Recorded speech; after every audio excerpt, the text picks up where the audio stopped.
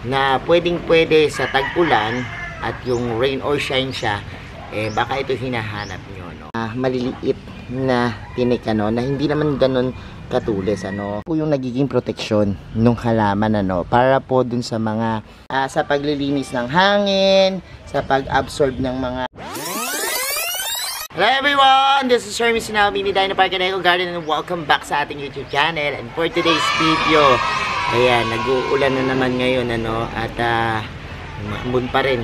Pero meron lang akong gustong pakita sa inyo, no, kasi kung naghahanap kayo ng mga halaman, particular na po yung mga succulents na pwedeng-pwede sa tag-ulan at yung rain or shine siya, baka ito hinahanap nyo, no, kasi nandito ako dun sa ating labas, ano, sa may pinaka pambungad na yan, daanan dito sa Mini Dino Park and Eco Garden, at nakita ko tong ating mga halaman dito. Sobrang gaganda na nila ngayon, kahit na po sabihin natin na napapadalas yung pag-ulan, ano, kasi kahit matindi yung araw tas umuulan, yan, matibay na matibay, ano.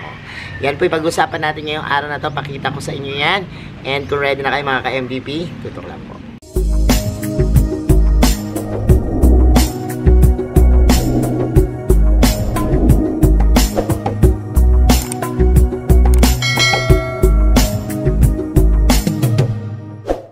And we're back mga ka-MVP, at ngayon, ayan, nagpayong na ako kasi medyo lumalakas na yung ulan, ano, pero pakita ko pa rin sa inyo to, ayun, no, yung ating mga halaman dyan. Isa-isahin natin yan kung ano yung mga nandito kong halaman na talaga namang ang gaganda, no. So eto na nga po mga ka-MVP yung ating mga halaman dito, no. Isa-isahin ko sa inyo yung ating mga halaman, ano, at ang gaganda po niyan, ano, kasi dito wala naman yang bubong, no. Diretso lang yan sa langit, at makikita nyo na yan ulanin arawin, ano, pero nandito ito yung mga uri po ng succulents, ano, kaya lang meron silang kanya-kanyang pamilya tulad ng agave, dikya, aloe, yan, snake plants, yan, they are part of succulents family, pero sila yung matitibay, ano, kasi usually po ang nagiging problema natin kapag nag-aalaga ng succulents na yung hindi pa talaga stable o kabababa pa lang sa lowland, madalas po tayong matunawan kapag nag-uulan, ano. Pero baka magustuhan nyo lang po, ano, itong mga ibibigay ko po sa inyo mga halaman. Umpisahan natin, ito unang-unang pumukaw dun sa aking paningin, ito pong napakaganda natin aloe na marlotti, no. Ito pong aloe marlotti, kakaiba po siya, isang uri ng aloe na meron po siyang mga maliliit na tinik, ano, na hindi naman ganun katulis, ano, although meron siyang pagka-red yung pinaka dulo na makikita mo lang po kapag malapitan, ano, pero kakaiba po yung ganda niya. Ito po yung mga aloe na talagang lumalaki ng mabilis, ano, at yung katawan niya po talagang ang tataba ng mga dahon, ano, dahil yung katawan niya, yung pinaka-stem niya ganon is bumibilog na parang sa tubo. Tapos kapag naglabas ng mga dahon, ang laki, no. Ayan po yung marlotti, no. Isunod natin dito, ito yung Americana na agave, no. Isang uri naman po ng agave na napakaganda rin, ano. Usually ito nakikita natin sa mga landscaping, ano. Yan, yung kanyang dakon malalapa din, tapos rosette din siya yung style niya, no. May pagka rosette type siya. Ang ganda, no, nung kanyang itsura. Meron siyang dilaw na mga outline, ano, na medyo malalapad, tapos deep green yung nasa pinaka gitna, pero meron ding yellow grayish yung pinaka dulo, no, o yung middle line, no, dito sa ating halaman to. Dito naman meron din siyang mga maliliit na yan, pinaka tinik, ano, pero hindi naman din ganun ka siya sharp, no, pero alam niyo naman ang mga agave, no? Mga kutis natin, ingat-ingat tayo kasi minsan nakakawit, ano.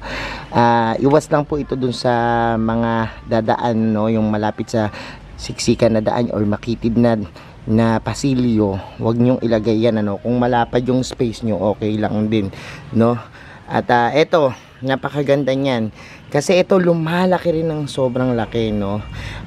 Yung mga maliliit niya pong tinik sa gilid, kakaiba dun sa pinaka tip niya, no, sa pinakadulo, dahil ito sobrang itim, tapos napakatulis po nito, no.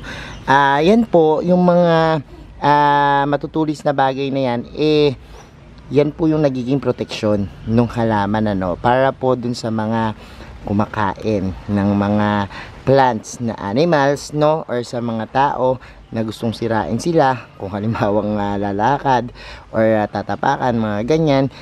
Defense po yan, defense mechanism ng ating mga plants para makasurvive, no, sa kanilang environment. So ito, maganda yung kanyang korte, no, kasi tsaka yung design, no, nakakaakit. Alam niyo naman pag ang green, yellow, white, yan ang nagsama-sama, parang kakaiba, no, napaka-elegante. So yan yung ating isa pang halaman na maganda, no, sa tag-ulan. Napakatibay po niyan. Isunod natin ito, napakaganda rin ito, no. Kung ayaw nyo naman nung merong design, pwede po itong yan, may green naman po na design, ano, plain green lang po siya, no. Ang tawag po sa kanya is foxtail agave naman, no.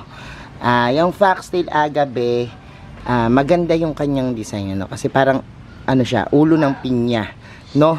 Tapos yung pinaka kulay niya, yan, kakaiba to dun sa agave, kasi kung nais nyo naman yung walang ganong tinik, yan ang inyong kuhanin, ano.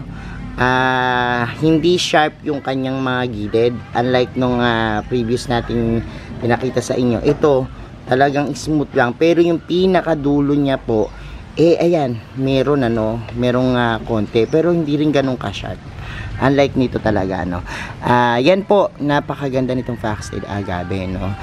Minsan po, kapag halimbawang tumatagal, nag-de-develop po yan ng farina, no, kapag halimbawang bagong usbong po yung pinaka dahon niya, nagkakaroon po siya ng bluish na effect, ano, na nagiging protection din po niya laban sa mga insects, no, at sa mga peste. So yan po yung foxtail agave. Isunod naman natin dito sa side na to, yan, ito naman po yung tinatawag na patens, no. Snake plants naman po yung kanyang lahi, ano. At itong patens, ganyan po, unlike ng bonsel, sobrang mabibilog, ano.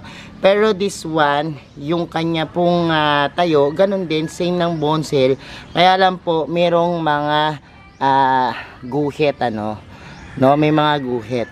Napakalaki po nitong patens natin at napakarami ng anak, ano, yung ating patens. Maganda rin po ito kasi alam niyo naman ang mga snake plants, ano, napakadaming benepisyo sa paglilinis ng hangin, sa pag-absorb ng mga toxins, and pag yan, labas ng oxygen, ano. Kaya napakaganda po ng ating halaman na yan, yung patens. Kung gusto nyo yung tipo ng halamang matitibay sa ulanan, pwede nyo pong isaalang-alang yan.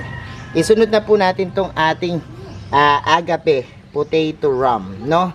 Itong potato ram, madalas natin makita to, no. Kakaiba yung itsura niya. Makikita nyo na mas malapad yung dahon, tapos mas maikli kumpara dun sa mga ibang agave, no. At ito, napakaganda ng itsura dahil may design po yung kanyang mga green na dahon na parang naghihiwalay yung mga green, ano, parang nagkakaroon ng biyak-biyak. Tapos yung kanyang outline po, hindi siya ganun kadilaw. Whitish siya, no? Parang cream yung kulay niya, no? At ganun din, meron na tinik na mapupula.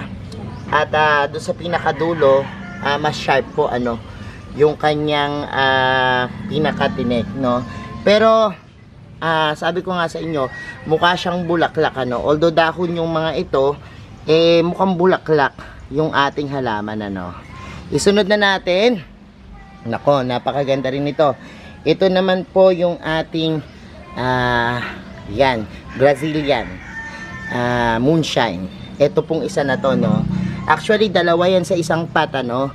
Yung ating Brazilian moonshine, uri ng snake plants po, yung may mga green na pinaka yan, design, no. Samantalang po yung moonshine natin, white lang po siya, no, or parang light green, no, na merong pinaka outline na dark green dun sa pinaka gilid, no.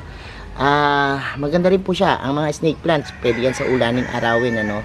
At kung makita nyo po yan, yun yung pagkakaiba ng dalawa. Yung moonshine, plain lang po. Yung Brazilian moonshine, mayroon po siyang mga pinaka green dun sa mga dahon, may mga design, ano. Katulad po ng mothers in lotang, kasi ito Dracaena or Sansevieria snake plants, pero nasa lahi ng mothers in lotang, yung parang espada na tinatawag natin, ano. So yan, maganda rin yan. So ano pa ba yung nandito sa ating harapan? Ito mga anak-anak na lang to, no, propagations ng ating Americana, no. Pero ito ibang klase kasi medyo malapad yung kanyang pinaka dahon, no. Unlike nung talaga Americana natin na ano, na masyadong malapad, ito narrow form naman po, ano. Yan, narrow form naman. Maganda rin siya. And last siguro, ito pa pala yung ating century na agave, no. Itong century agave naman natin, parang siyang Americana, pero this one plain naman din po, ano. Pero kung kanina yung nakita natin na agave, yung foxtail, meron pong wala siyang ganito, pinaka ganyan.